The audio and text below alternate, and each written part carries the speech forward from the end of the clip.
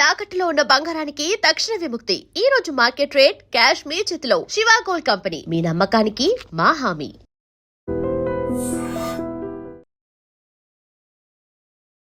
Hi, నమస్తే, welcome to ఎడ్రీ media. నేను మీ రొద్దం శ్రీనివాస్. రాజకీయాల్లో మారుతున్న భాష, జంతర్ మంతర్ నిరసనలు, జంతర్ మంతర్ నిరసనల్లో ఆవేశంగా ఊగిపోతూ యువత వాడిన ప్రధానిని ఉద్దేశించి మాట్లాడిన బూతులు, ఇవి ఇటీవల కాలంలో తీవ్ర చర్చనీయాంశం అయ్యాయి. రాజకీయాల్లో రాజకీయ పార్టీల సోషల్ మీడియా వాళ్ళ ఖాతాల్లో, తర్వాత ఫేస్బుక్లో, ఇన్స్టాగ్రాముల్లో, అసెంబ్లీలో, పార్లమెంట్లో, రాజకీయ నేతల బహిరంగ సభల్లో వాడుతున్న భాష కంటే భిన్నమైన భాష జంతర్ మంతర్ దగ్గర వాడారా? అసలు రాజకీయాల్లో, ప్రజాస్వామ్యంలో ఇలాంటి బూతులు మాట్లాడడం ప్రారంభించింది ఎవరు? ఎక్కడ? దీనికి అడ్డుకట్ట వేయాల్సింది ఎవరు?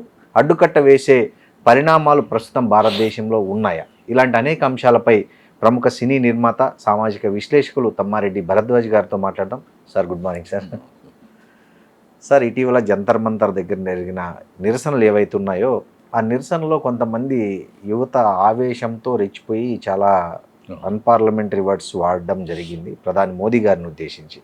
దీని మీద దేశవ్యాప్తంగా తీవ్ర చర్చ జరిగింది. చర్చనీయాంశం ఇప్పటికీ జరుగుతోంది. ఒక సీనియర్ ప్రొడ్యూసర్గా, ఒక సామాజిక విశ్లేషకులుగా దీన్ని మీరు ఎలా చూస్తారు? అసలు లేదు సార్, అసలు ముందు ఎవరైనా మాట్లాడొచ్చా?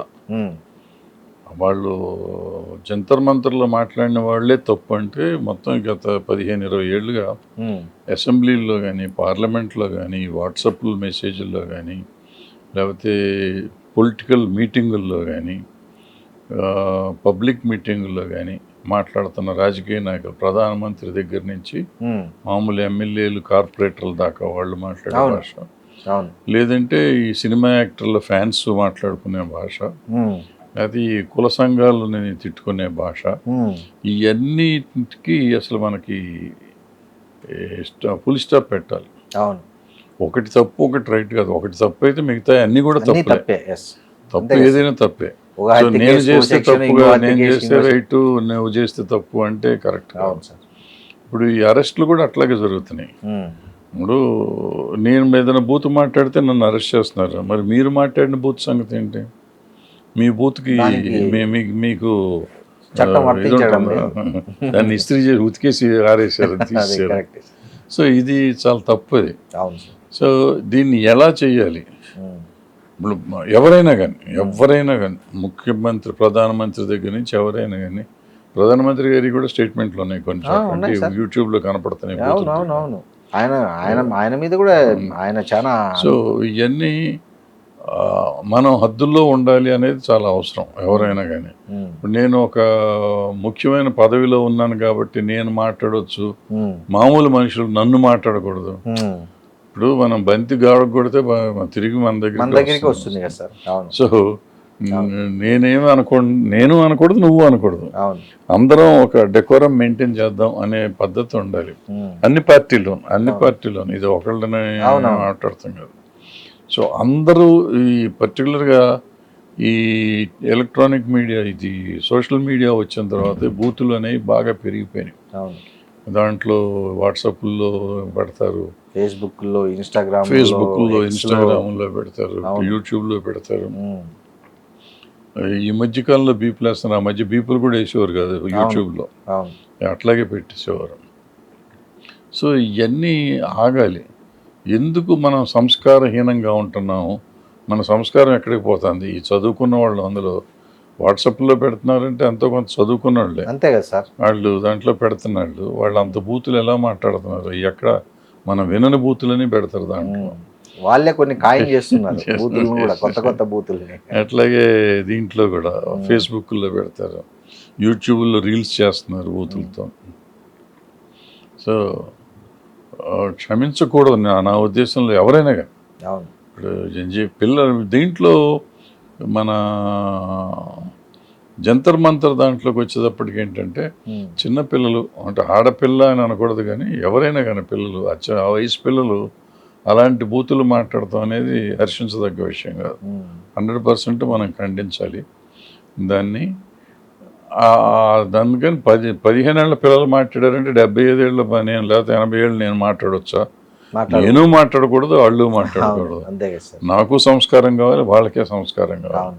అందులో పర్టికులర్గా ఒక మనిషిని ఉద్దేశించి ఎవరినైనా కానీ ఉద్దేశించి మాట్లాడటం అనేది ఇంకా తప్పు. సో బూత్ మాట్లాడటం తప్పు, ఒక పలానా మనిషిని స్పెసిఫిక్గా మనిషిని ఉద్దేశించి మాట్లాడటం రెండో తప్పు.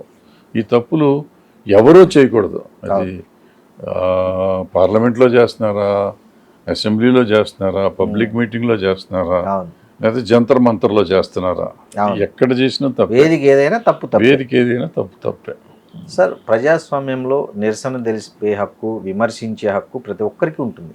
కానీ ఆ విమర్శించే భాష, ఆ నిరసన తెలిపినప్పుడు వాడుతున్న భాష ఇంతగా దిగజారిపోవడానికి ప్రధాన కారణం ఏమై ఉంటుంది అంటున్నారు? అంటే కారణం ఏంటంటే సార్, ఇప్పుడు మన దగ్గర భాష దిగజారిపోతాను.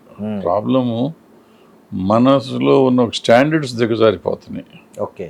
మనకి అది ఒక రకంగా చెప్పాలంటే ఇది మామూలు రోజు వాడుక భాషలాగా తయారైనాయి బూతులని. సో ఈ మధ్యలో ఈ గత 10-15 ఏళ్ళుగా అసలు బూతులు లేకుండా మాట రాని పరిస్థితి తయారైపోయింది మనుషుల్లో. సో అది కొలక్యువల్ లాంగ్వేజ్ అనుకోవాలా, లేకపోతే కావాలని బూతులు తిడుతున్నారు అనుకోవాలా, ఏదైనా దిగజారుడు తనం మాత్రం పెరిగిపోయింది. దాన్ని కంట్రోల్ చేయాల్సిన అవసరం ఉంది. సో అందరూ కంట్రోల్ చేయాలంటే ప్రధానమంత్రి గారు మొన్న ఇచ్చినప్పుడు క్షమిస్తున్నాను కాదు, ఇది అరికట్టాలి. మనం నేను చేసి ఉంటే నన్ను క్షమించండి, నేను చేయొద్దు మీరు చేయొద్దు అనే పద్ధతి వాడుంటే బాగుండు. కేవలం నేను మాత్రమే క్షమిస్తున్నానంటే ఈయన అన్న మాటలు పరాకాష్ట. అదే ఈయన క్షమించడం నిజంగా గొప్ప విషయం. ప్రధానమంత్రి స్థాయిలో ఉన్న ఆయన అంత బూతులు తిట్టినా కూడా నేను క్షమిస్తున్నాను అన్నది నిజంగా hats off to him. At the same time అది కాదు, ఆయన కూడా చెప్పాల్సిందే బాధ్యత ఉంది. ఎందుకంటే ఆ రోజున వాళ్ళని కొట్టారు, తుపాకులతో కూడా కాల్చారు, AK-47తో కాల్చారు, టియర్ గ్యాస్ వాడారు, లాఠీలతో అమ్మాయిల్ని చాలా అసహ్యమైన చోట కూడా చోట్ల కొట్టారు. ఇన్ని చేస్తే దానికి క్షమాపణ చెప్పలేదు. కరెక్ట్.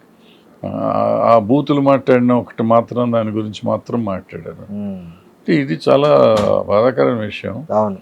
బట్ ఏదైనా కానీ చేసింది ఒక మంచి పని ఉన్నా మిగిలినవి కూడా చేసి ఉంటే బాగుండేది, ఆయన హుందాతనం పెరిగి ఉండేది.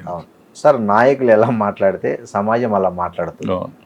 ఇది ఎందుకంటే తరతరాలకు వస్తున్నది. చెప్తారు కదా సామెత, గాంధీ గారిని ఎవరో మా పిల్లాడు ఎక్కువ బెల్లం తింటున్నాడు చెప్పు అంటే కొద్ది రోజులు టైం కావాలన్నాడు అంటారు. అది ఎందుకంటే నేను తింటాను, నేను మానేసి కదా అతనికి చెప్పాల్సింది అని. సో అలా నాయకులు ఎలా మాట్లాడితే సమాజం అలా మాట్లాడుతుంది కదా సార్.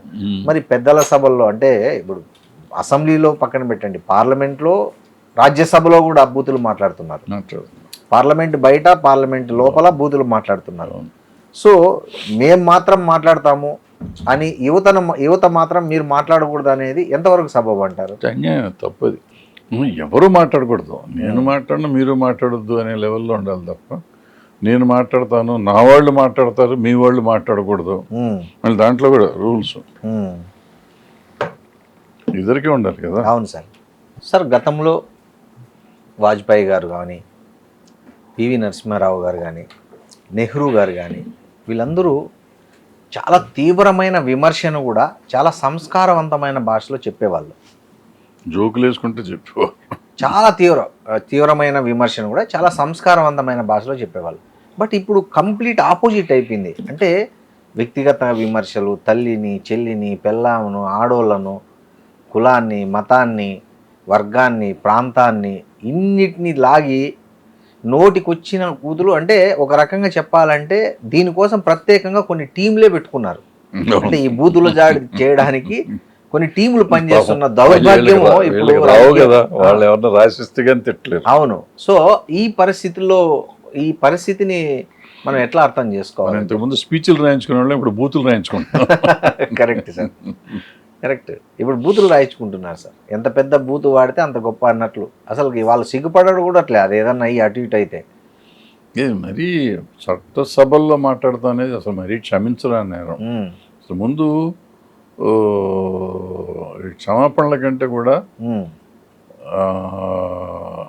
లెజిస్లేటర్స్ కానీ వీళ్ళు పార్లమెంటేరియన్స్ కానీ సభలో ఏ పార్టీ వాళ్ళైనా బూతులు మాట్లాడితే వాళ్ళని ఇమీడియట్గా సస్పెండ్ చేసి చట్టం ఏదైనా తయారు చేస్తే అప్పుడు సమాజం కంట్రోల్ అవుతుంది. అంటే వాళ్ళనే చేస్తున్నారు, మన కూడా చేస్తారనే భయం వస్తుంది. అవును సార్. ఫస్ట్ అంటే మీకు అవగాహన ఉన్నంత వరకు రాజకీయాల్లో బూతుల ప్రయాణం ఎప్పుడు మొదలైంది సార్? అంటే మీరు చూస్తున్నారు చాలా, నాకు తెలిసి నెహ్రూ గారి దగ్గర నుంచి మీరు రాజకీయాలు గమనిస్తున్నారు. సో ఫస్ట్ బూతుల ప్రయాణం మీకు అవగాహన ఉన్నంత వరకు ఎక్కడ మొదలైంది, ఎప్పుడు మొదలైంది? నేను ఎప్పుడు వినలేదు కానీ ఎన్టీ రామారావు గారు పడేశారు చూడండి. అవును, అప్పుడు నాదెండ్ల భాస్కరరావు గారి ఎపిసోడ్ టైంలో బగ్గిడి గోపాల్ అని ఒక ఎమ్మెల్యే గారు అసెంబ్లీలో ఎన్టీ రామారావు గారిని చాలా బూతులు మాట్లాడారు. ఫస్ట్ ఇన్సెట్ అది మనకి, నాకు తెలిసిన అసభ్యంగా అసెంబ్లీలో మాట్లాడతానేది అదే ఫస్ట్ టైం. ఓకే, అది రికార్డ్ అవ్వలేదు, బట్ అది ఆ రోజు పేపర్లో వాటిల్లో వచ్చినాయి అన్నిట్లో. చాలా అసభ్యంగా మాట్లాడారు. అంటే మనిషి అనేవాడు ఆ రోజుల్లో అసలు వినలేని అన్నమాట, ఈ రోజుకే వినలేని. అంటే విన్న వాళ్ళ కళ్ళెమ్మటి నీళ్ళు వచ్చే లెవెల్లో చేశారు అన్నమాట. అంత అసభ్యంగా మాట్లాడాను. ఓకే. సో ఆ తర్వాత మెల్లిమెల్లిగా ఇక అలవాటు అయిపోయింది చాలామందికి. చాలామంది మాట్లాడటం మొదలెట్టేశారు. ఓకే, తర్వాత పై స్థాయి వరకు వెళ్ళింది. తర్వాత ఈ మధ్యకాలంలో లాస్ట్ 10 years నుంచి 10-15 years నుంచి ఈ పార్టీలు వచ్చినాక ఆంధ్ర రాష్ట్రంలో ఏ పార్టీ అని కూడా సంబంధం లేకుండా ఇద్దరు అసెంబ్లీలో మాట్లాడే మాటలు చాలా అసహ్యంగా ఉన్నాయి. లెజిస్లేటర్లు, మంత్రులు కూడా. అవును, మంత్రులు కూడా. అవును, క్షమించకూడదు అది. Correct sir. 2 పార్టీలు 10 ఏళ్లలో 2 పార్టీలు చేసినప్పుడు మూడోసారి 2వ టర్మ్ ఒక పార్టీ చేస్తుంది. ఈ పార్టీలు వాళ్ళందరూ ఎమ్మెల్యేలు, మంత్రులతో సహా వీళ్ళు మాట్లాడుతున్న భాష కరెక్ట్ కాదు. అరెస్ట్ చేయటమే మొదలు పెడితే ఆ రోజు ఈ 12 ఏళ్లలో మాట్లాడిన ప్రతి మంత్రిని అరెస్ట్ చేయొచ్చు జంజీతో పాటు. ఇంకోటి సార్, జంతర్ మంతర్ దగ్గర నిరసనల్లో ఆ జంజీ అంటే యువతరం అంతగా బూతులు మాట్లాడడానికి ఈ మధ్య కాలంలో బాగా పెరిగిపోయిన ట్రోలింగ్, సోషల్ మీడియా ట్రోలింగ్ సంస్కృతి కూడా ఒక కారణం అని అనుకోవచ్చా? డెఫినెట్గా ట్రోలింగ్లోనే బూతులు తెలుస్తున్నాయి కదా. ఇప్పుడు ఆ పాప చెప్తాను కదా, వాళ్ళు ఏదో నన్ను బట్టకాయిస్తేనే మాట్లాడాను అంటే వాళ్ళు ఇదను అదని అంటే చిన్నపిల్ల కదా అనేస్తూ ఉంటారు అని ఉండొచ్చు కూడా. నిజం అయి ఉండొచ్చు, అబద్ధం అయి ఉండొచ్చు, అది వేరే సంగతి. సార్, జంజీ కావచ్చు, ఈ రాజకీయ నాయకులు కావచ్చు, ఇప్పుడు వాడుతున్న ఈ వల్గర్ లాంగ్వేజ్, అన్పార్లమెంటరీ లాంగ్వేజ్ని రాజకీయ కోపంగా సరిపెట్టుకోవాలా, లేకపోతే పూర్తిగా దిగజారిపోతున్న విలువల పతనంగా భావించాలా? దిగజారిపోతున్న విలువలే. ఓకే, 100% దిగజారిపోతున్న విలువలే. అంటే మనిషికి మనం ఆంధ్ర రాష్ట్రం పర్టికులర్గా ఆత్మగౌరవంతో పుట్టింది. ఎన్టీ రామారావు గారు తెలుగువాడి ఆత్మగౌరవం తీసుకొచ్చాడు. తెలుగు వాళ్ళ ఆత్మగౌరవం వీళ్ళు ఈ బూతులు మాట్లాడి సగం పోగొడుతున్నారు. సో వీళ్ళతో పాటు భారతదేశం అందరూ చేస్తున్నారు, అందరూ ఆత్మగౌరవం పోగొడుతున్నారు. ఇండియన్ అంటేనే బూతులు మాట్లాడతాడు అనే లెవెల్కి తీసుకెళ్ళిపోతున్నారు. ఏమన్నంటే ఇంగ్లీష్లో మాట్లాడతలేదా, ఇంగ్లీష్లో మాట్లాడితే రైటు, మన భాషలో మాతృభాషలో మాట్లాడితే తప్ప అంటారు కొంతమంది. ఏ భాషలో మాట్లాడినా తప్పే, ఎందుకు అనాలి? వాడు ఏదో అంటాడు, వాడికి తెలుసో తెలియక వాళ్ళు అన్నారు. వాళ్ళకు ఒక మనం ఇప్పుడు ఏం చెప్తున్నాం, మనకు సంస్కారం ఉంది, సంస్కృతి ఉంది అని చెప్తున్నాం. ప్రపంచంలోనే సనాతన ధర్మం అని కూడా చెప్తున్నాం రోజు. మొదట సంస్కృతి పుట్టింది భారతదేశంలో అని మనం చెప్తున్నాం. మరి సంస్కారవంతులమైన సంస్కృతి కలవాళ్ళ మనం సంస్కారహీనంగా మాట్లాడతాం అనేది ఎంతవరకు కరెక్ట్? ఎవరైనా కానీ మొదటి ప్రపంచంలోనే సంస్కారం, సంస్కృతి పుట్టిన దేశంలో మనం ఉండి దాన్ని మనం క్లెయిమ్ చేసుకుంటూ ఏదో అది అనామకుల్లాగా, ప్రిమిటివ్ పీపుల్ లాగా బూతులు మాట్లాడతాం అనేది ఎంతవరకు కరెక్ట్? అది సిస్టమ్. అంటే మనమే డబుల్ స్టాండర్డ్స్తో బతుకుతున్నాం. కరెక్ట్. ఒక రకంగా మనం చాలా గొప్పవాళ్ళం అని చెప్తున్నాం, ఒక రకంగా మనం చాలా దిగజారిపోయిన వాళ్ళం అని మాటల్లో చెప్పచ్చు. అంతే కదా సార్, చేతల్లో చాలా దిగజారిపోయిన, చాలా చేతల్లో అయితే దిగజారిపోయి ఉంటాం. మాటల్లో మాత్రం మేము 10,000 సంవత్సరాలు 1,00,000 సంవత్సరాల కిందే మాకు సంస్కృతి ఉందని చెప్పే లెవెల్లో మనం. అవును సార్. రాజకీయ పార్టీలు యూత్ను ముఖ్యంగా జంజీ కొంచెం అలాంటి తరహా వాళ్ళను తమ సోషల్ మీడియా వింగుల్లో రిక్రూట్ చేసుకొని వాళ్ళ ద్వారా తమ రాజకీయ ప్రత్యర్థుల మీద బూతులు దాడి చేయిస్తున్నారు. ఇది ఈ పార్టీ ఆ పార్టీ అని లేదు, అన్ని పార్టీలు చేయిస్తున్నాయి. సో ఒక పక్క ఇట్లా బూతుల దాడి చేయిస్తూ మళ్ళీ మరోవైపు తమ వరకు వస్తే మాత్రం విక్టిమ్ కార్డు చూపించడం అనేది ఎలా అర్థం చేసుకోవాలి అసలు? అర్థం చేసుకోవటం ఏం లేదు. ఇప్పుడు అదే రాజకీయం అయిపోయింది. దీన్ని ఎందుకు ఎలా ఏంటి అని ఆలోచించేది లేదు మనం. ప్రతి వాళ్ళు మనం విక్టిమ్ సింపతి కావాలి, మళ్ళీ బూతులు తిట్టాలి. అంటే సినిమా హీరో అనేసరికి హీరో చొక్కా చించుకుని వచ్చి ఫైటింగ్ చేయాలి కదా, 6 ప్యాక్ చూపించాలి. 6 ప్యాక్ చూపించినట్టు రాజకీయ నాయకులు చూపించలేరు కదా, బూతులతో చూపించాలి. వాళ్ళు ఎంత చేస్తే అంత మాసీగా ఉంటాం. మాస్ డైలాగులు అంటాం కదా, ఈ బూతులన్నీ మాస్ డైలాగుల కింద ఫీలింగ్ వచ్చినాయి. సో సినిమాల్లో మాట్లాడినట్టు ఇక్కడ కూడా మాట్లాడుతున్నారు. సినిమాల్లో పాపం సెన్సార్ వాళ్ళు అప్పటికి కట్ చేస్తూ ఉంటారు.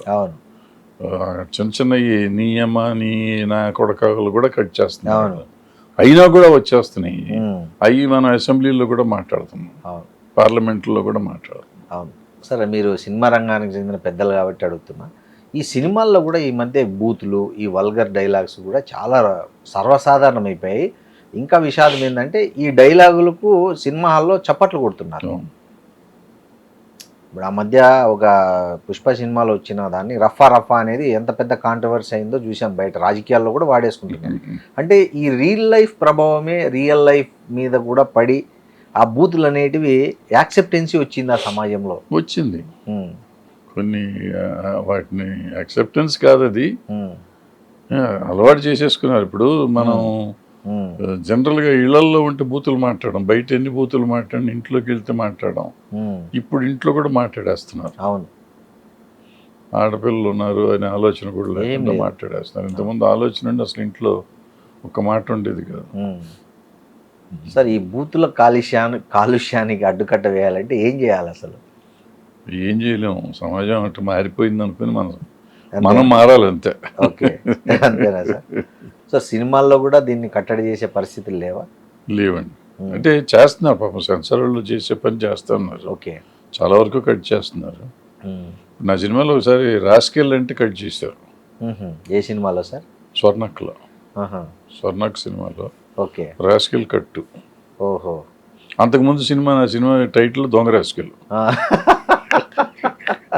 దొంగ రాస్కెల్ వదిలిపెట్టారు, రాస్కెల్ అంటే కట్ చేశారు. ఓకే, అదేంటంటే అప్పుడు ఆఫీసర్ గారు చెప్పారు, సందర్భం అండి, ఆయన చీఫ్ మినిస్టర్ రాస్కెల్ అనే పదం వాడకూడదు. చీఫ్ మినిస్టర్ క్యాండిడేట్ రాస్కెల్ అనే పదం వాడతాడు, ఆయన ఆ మాట అనకూడదు సార్, ఆ పదవికి ఒక గౌరవం ఇవ్వాలి అన్నాడు. అంటే ఇప్పుడు ఇవన్నీ చూస్తుంటే ఆఫీసర్ గారి మీద నాకు గౌరవం పెరిగింది. ఆ రోజు నాకు కోపం వచ్చింది. కరెక్టే, ఆ రోజు నాకు కోపం వచ్చింది. ఏమన్నా ఆయనే ఆఫీసర్గా ఉన్నప్పుడు దొంగ రాస్కెల్ సినిమాకి నాకు సర్టిఫికెట్ ఇచ్చారు. ఆయనే ఆఫీసర్గా ఉండే స్వర్ణక్ సినిమాలో రాస్కెల్ కట్ చేశారు. అంటే సందర్భోచితంగా డైలాగ్ని ఒప్పుకోవటం అనేది. అవును, ఇప్పుడు అట్లా లేదు. ఏదో చేసేస్తున్నారు, గుడ్లో మెల్ల నడిచిపోతూ ఉంది. సార్, మీకు అవగాహన ఉన్నంత వరకు బూతులు ఎక్కువ మాట్లాడే పొలిటీషియన్ ఎవరు సార్? ఎవరు లేరు, అందరూ అయితే ఉన్నారు. అంటే వైఎస్ఆర్సీపీలో ఉన్నారు భయంకరంగా, తెలుగుదేశంలో ఉన్నారు, జనసేనలో ఆయన బూతులు మాట్లాడరు కానీ మాస్ డైలాగులు చెప్తారు నాయకుడు.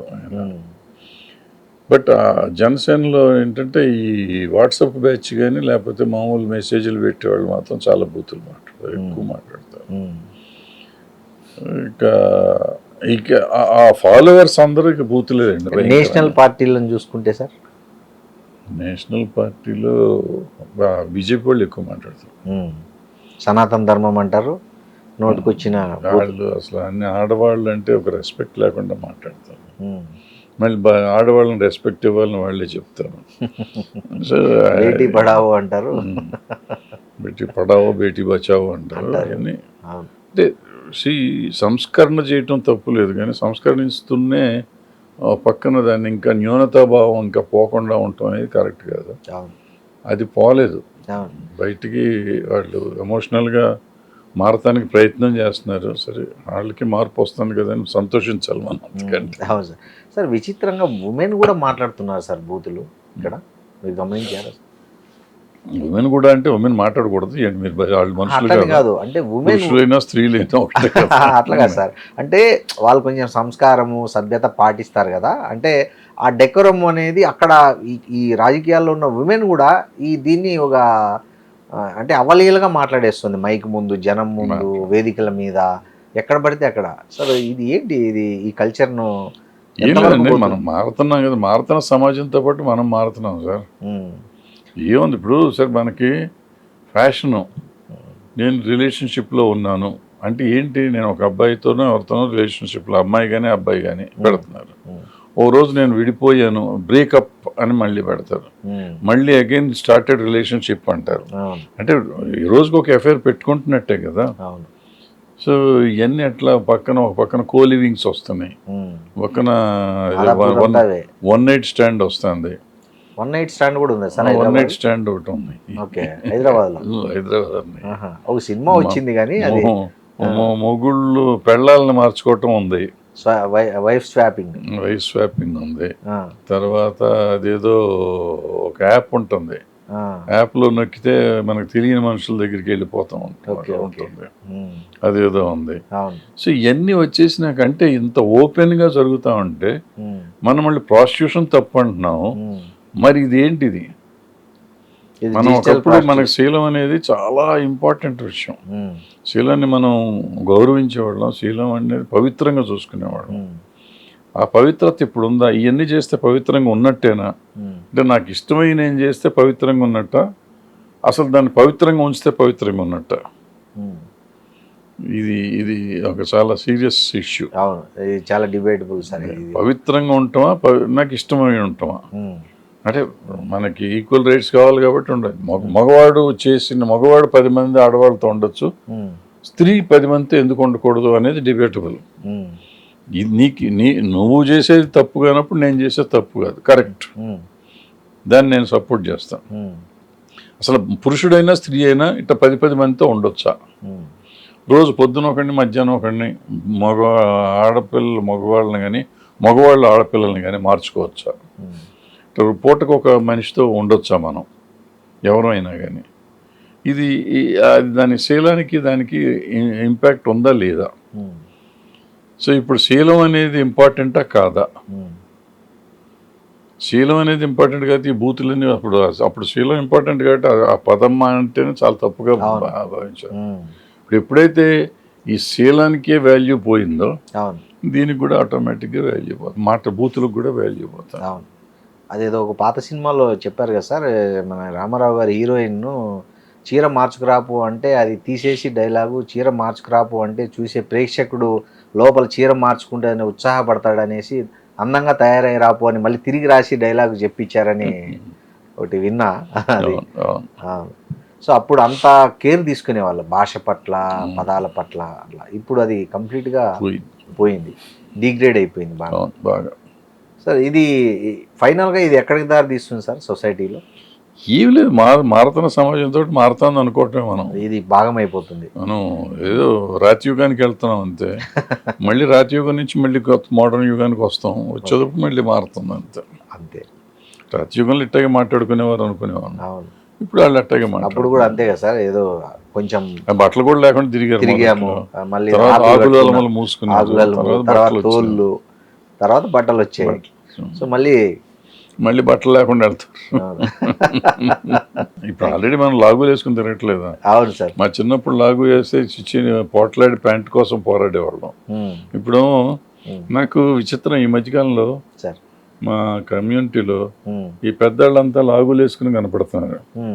లాగులు వేసుకుని సడన్గా ఎప్పుడు వాళ్ళు ప్యాంట్ వేసుకుంటే వాళ్ళు చిన్నపిల్లలు అయిపోయినట్టు కనపడుతున్నారు. ప్యాంట్ వేసుకుంటే చిన్నపిల్లలు, లాగు వేసుకుంటే పెద్ద పిల్లలు. నేను మొన్న అంటున్నాను, నేను ప్యాంట్ వేసుకుంటే చాలా వయసు తగ్గిపోయింది, నువ్వు లాగు వేసుకుంటేనేమో చాలా పెద్దోళ్ళు లాగా ఉంటున్నావు. అంత మారిపోయిందండి. అంతకుముందు నిక్కర్ వేసినోడల్లా స్టూడెంట్, స్కూల్ స్టూడెంట్, కరెక్ట్. ఇప్పుడు నిక్కర్ వేసినోడల్లా senior citizen. Thank you sir. Right.